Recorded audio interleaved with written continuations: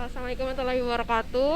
Perkenalkan, nama saya Mega Diah Putri, asalnya dari Bogor, tapi saya terdampar di Pulau Makassar sendiri dan saat pulang ke Jakarta saya PCR-nya positif.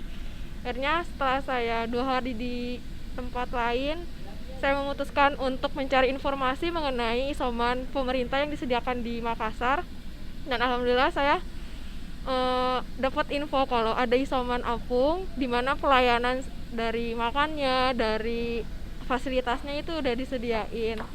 Dan akhirnya saya diantar ke sini dan alhamdulillah sekali saya amat sangat terbantu di sini, mulai dari fasilitas makannya yang benar-benar terjamin, semuanya proteinnya benar-benar diperhatiin.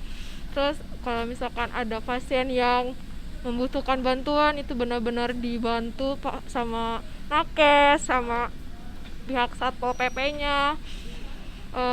Semoga semuanya, saya pribadi mengucapkan terima kasih kepada pemerintah Makassar, kepada petugas Satpol PP Makassar, dan kepada para nakes yang sudah sangat melayani dengan sepenuh hati membantu saya di sini yang walaupun saya bukan warga asli Makassar. Semoga kedepannya bisa berkurang para pasiennya. Semoga semua petugas dan para nakesnya diberikan perlindungan sama Allah dan selalu dalam keadaan sehat walafiat. Sukses terus.